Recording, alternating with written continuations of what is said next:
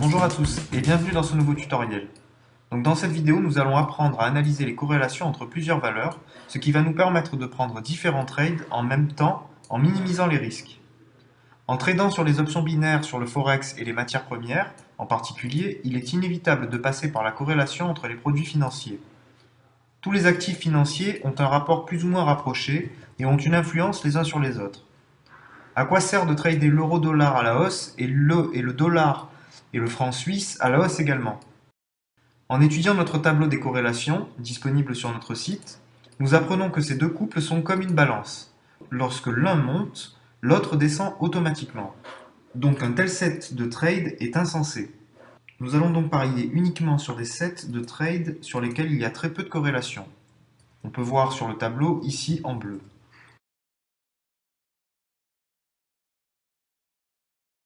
Tout d'abord, nous allons configurer notre outil d'analyse disponible dans la partie outils de notre site.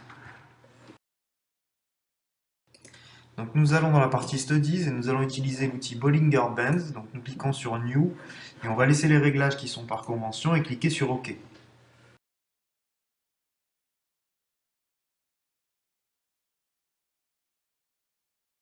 Donc on peut voir sur cette valeur, l'euro-franc suisse, que la courbe est en train de toucher la bande de Bollinger du bas et donc on va prendre un pari à la hausse. Et on va voir sur notre tableau qu'il y a une faible corrélation avec une autre valeur qui est la livre sterling et le yen. Et donc on va aller parier sur ce couple de valeurs, sur ce set de trades. On va prendre les paris à la hausse sur ces deux valeurs. Donc sur l'euro-franc suisse, on parie 100 € à la hausse et on applique. Et on va faire la même chose sur la livre sterling et le yen.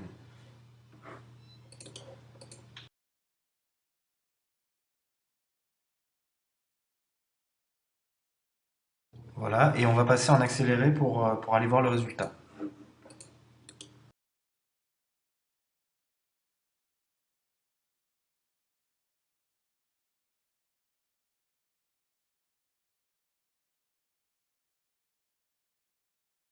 Voilà, donc là, je termine sur un kit et un trade perdant, donc c'est pas grave, ça arrive. D'autant plus que tout à l'heure, quand je vous ai montré les courbes, j'ai parié un peu vite. J'aurais dû attendre que la courbe vienne couper la bande de Bollinger du bas avant de me lancer dans le trade, donc j'ai pris un peu de risque. On va retenter l'expérience tout de suite. Voilà, donc là pareil, sur les deux mêmes valeurs que tout à l'heure, on voit que la courbe vient juste de couper la courbe de Bollinger du bas. Donc on va reparier à la hausse, et on va voir sur l'euro franc suisse, on va faire la même chose, on va parier à la hausse sur ces deux valeurs. Donc même chose, 100 € et on applique sur l'euro franc suisse et sur la livre sterling yen. Voilà, et on va passer en vitesse accélérée.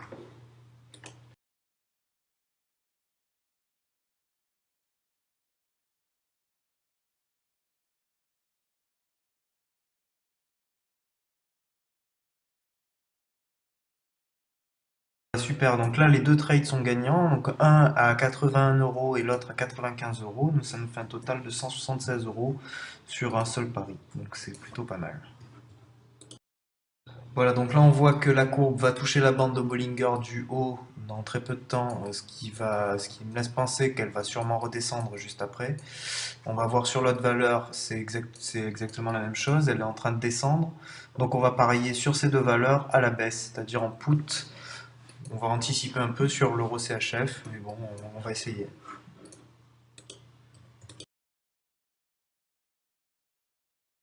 Voilà, on passe en accéléré pour aller directement au résultat.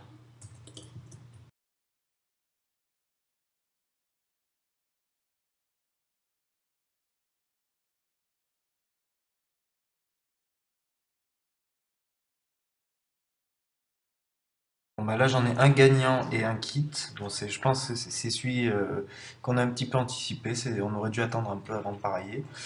C'est pas grave. Au moins, vous avez bien compris la méthode. Voilà, donc j'espère que ça vous sera utile pour vos prochains trades et je vous dis à bientôt pour une prochaine méthode.